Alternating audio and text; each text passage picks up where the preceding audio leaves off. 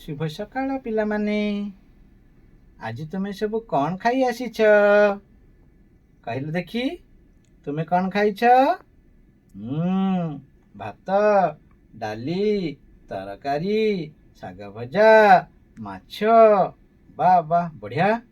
हाँ आमे प्रतिदिन यही भली भिन्न भिन्न खाद्य खाऊ। यही खाद्य आम शरीरर पाकस्थली को जाए, सेठारे हजम होई ताहा रक्तरे मिसे। आउ हजम होई नथिबा खाद्य मल द्वार देई मल रूपे बाहरी थाए। एई काम करिबा पई आम शरीर गोटे विभाग अछि। आज आमे सेही विभाग तार विभिन्न अंग प्रत्यंग एवं तार कार्यकारिता संबंध रे आलोचना करिबा। आमे प्रतिदिन खाद्य खाइथाउ। ସେହି ଖାଦ୍ୟରେ ଅନେକ ଉପାଦାନ ରହିଛି।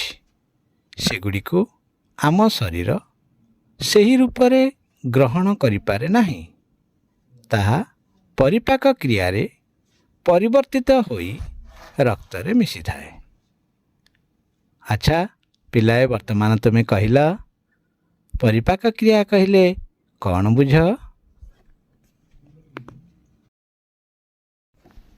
ଆଚ୍ଛା ତୁମେ ଠିକ୍ କହିଛ।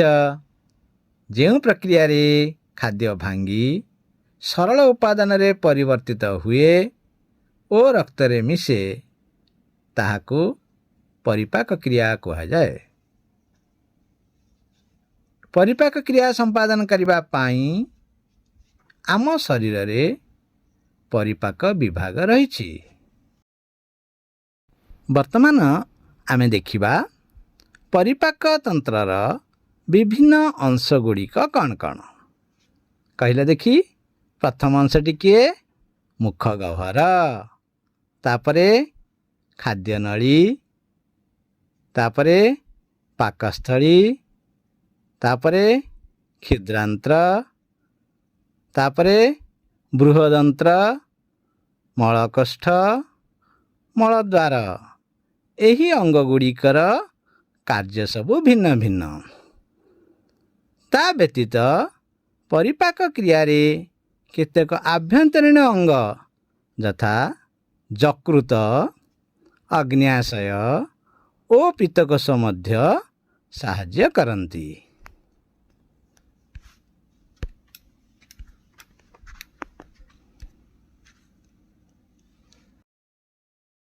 ଏବେ ଦେଖ, ଏହା କାହାର ଚିତ୍ର?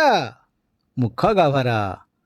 ମୁଖ ଗହ୍ୱର ପାଟି, ଦାନ୍ତ ଓ ଜିଭକୁ ନେଇ ଗଠିତ। ପାଟି ଭିତରେ ଦାନ୍ତ ଥାଏ। ଦାନ୍ତ ଖାଦ୍ୟକୁ ଚୋବାଇ ଛୋଟ ଛୋଟ କରିବାରେ ସାହାଯ୍ୟ କରେ।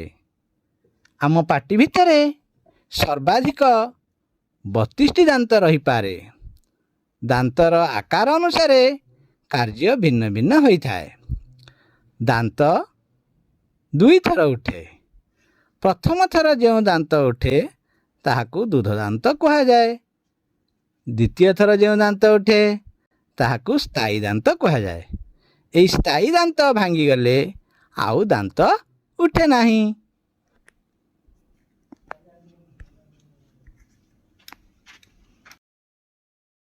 ଆଚ୍ଛା ଦେଖି କହିଲ, ଏହା କାହାର ଛବି?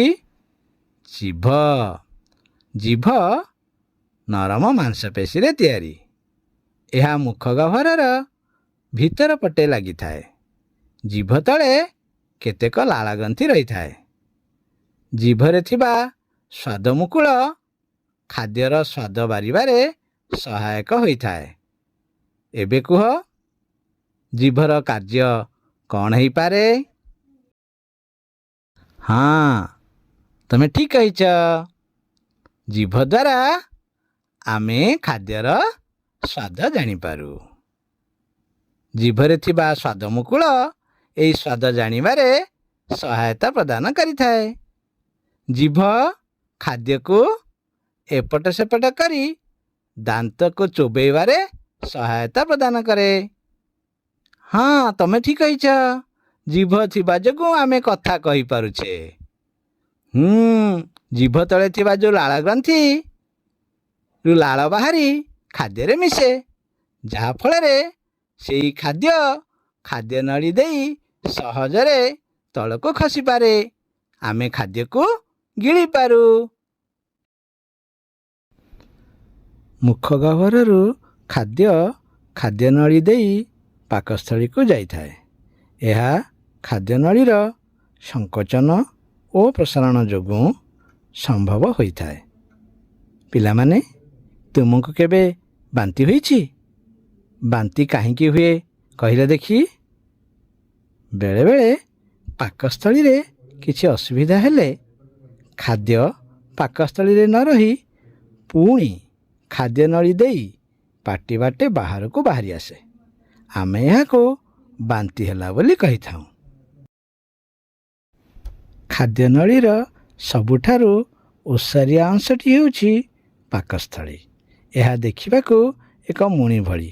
ଏଥିରେ ଖାଦ୍ୟ ଅଧିକ ସମୟ ଧରି ରହିଥାଏ। ଏହାର ଭିତର ଆବରଣରେ ଥିବା ଗ୍ରନ୍ଥିରୁ ପାଚକ ରସ, ଲବଣାମ୍ଳ ଓ ଲାଳ ନିର୍ଗତ ହୁଏ।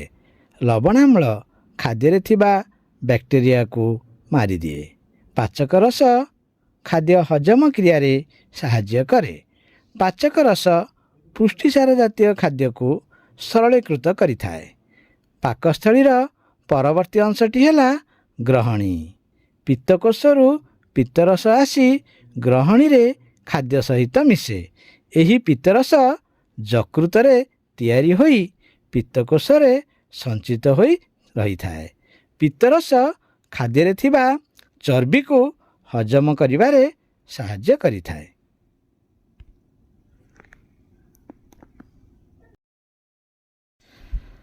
ଖାଦ୍ୟନଳୀର ସବୁଠାରୁ ଲମ୍ବା ଅଂଶ ହେଉଛି କ୍ଷୁଦ୍ରାନ୍ତ୍ର।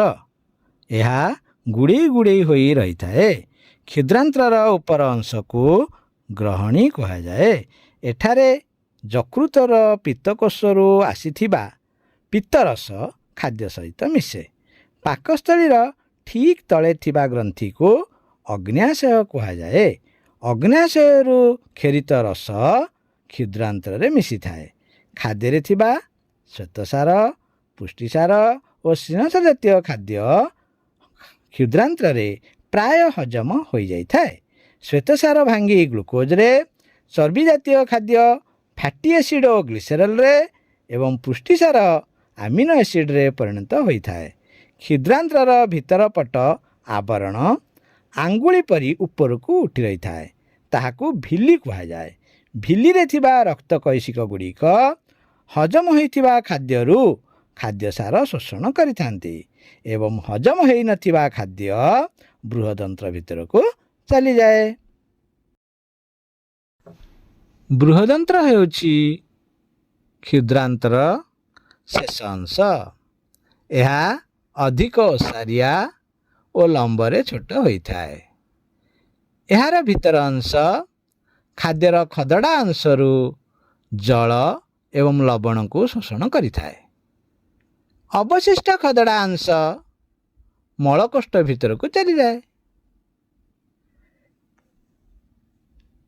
ସେଠାରେ ଏହା ଅର୍ଦ୍ଧ ତରଳ ଆକାରରେ ମଳଦ୍ୱାର ଦେଇ ମଳ ନିଷ୍କାସିତ ହୋଇଥାଏ। ବର୍ତ୍ତମାନ ମୁଁ ତୁମ ପାଇଁ କିଛି ପ୍ରଶ୍ନ ଆଣିଛି। ତୁମେ ସେହି ପ୍ରଶ୍ନର ଉତ୍ତର କହିବ। ତୁମ ପାଇଁ ପ୍ରଥମ ପ୍ରଶ୍ନଟି ହେଲା, ପିତ୍ତରସ କେଉଁ ଅଙ୍ଗରୁ ନିର୍ଗତ ହୁଏ? ଏଠାରେ 4ଟି ସମ୍ଭାବ୍ୟ ଉତ୍ତର ଦିଆଯାଇଛି। କ ପାକସ୍ଥଳୀ, ଖ ଯକୃତ, ଗ ଅଗ୍ନ୍ୟାଶୟ, ଘ ବୃହଦନ୍ତ୍ର। କହିଲେ ଦେଖି କେଉଁଟି ସଠିକ୍ ଉତ୍ତର? ହଁ, ତୁମେ ଠିକ୍ କହିଛ। ସଠିକ୍ ଉତ୍ତରଟି ହେଲା ଖ ଯକୃତ। ବର୍ତ୍ତମାନ ତୁମ ପାଇଁ ଦ୍ୱିତୀୟ ପ୍ରଶ୍ନଟି ହେଲା, ଆମ ପାଟି ଭିତରେ ସର୍ବାଧିକ କେତୋଟି ଦାନ୍ତ ଥାଏ? କ 20, ଖ 23, ଗ 30, ଘ 32। କହିଲେ ଦେଖି କେଉଁଟି ଠିକ୍ ଉତ୍ତର?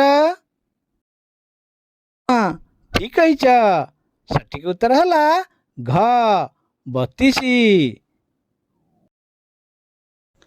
ବର୍ତ୍ତମାନ ପ୍ରଶ୍ନଟି ହେଲା ମୁଖ ଗହ୍ୱର କାହାକୁ ନେଇ ଗଠିତ? କହିଲେ ଦେଖି ଏହାର ଉତ୍ତର କ'ଣ ହେବ? ଏହାର ସଠିକ୍ ଉତ୍ତରଟି ହେଲା ପାଟି, ଦାନ୍ତ ଓ ଜିଭକୁ ନେଇ ମୁଖ ଗହ୍ୱର ଗଠିତ। ପ୍ରଶ୍ନ, ଖାଦ୍ୟସାର କାହା ଦ୍ୱାରା ଶୋଷିତ ହୋଇଥାଏ? ଏହାର ସଠିକ୍ ଉତ୍ତରଟି କହିଲ? ହଁ, ତୁମେ ଠିକ୍ କହିଛ। ସଠିକ୍ ଉତ୍ତରଟି ହେଲା କ୍ଷୁଦ୍ରାନ୍ତ୍ରର ଭିଲିରେ ଥିବା ରକ୍ତକୈଶିକ ଦ୍ୱାରା ଖାଦ୍ୟସାର ଶୋଷିତ ହୋଇଥାଏ। Very good. ପରବର୍ତ୍ତୀ ପ୍ରଶ୍ନଟି ହେଲା ଖାଦ୍ୟ ହଜମରେ ସାହାଯ୍ୟ କରୁଥିବା ଗ୍ରନ୍ଥି ଗୁଡ଼ିକର ନାମ କୁହ। ଏହାର ସଠିକ୍ ଉତ୍ତରଟି ହେଲା ଲାଳ ଗ୍ରନ୍ଥି, ଯକୃତ ଓ ଅଗ୍ନ୍ୟାଶୟ। ପିଲାମାନେ, ଆଜି ପାଇଁ ଏତିକି। ସମୟ ହୋଇଗଲାଣି। ପରବର୍ତ୍ତୀ ଶ୍ରେଣୀରେ ପୁଣି ଆଲୋଚନା କରିବା। ଧନ୍ୟବାଦ।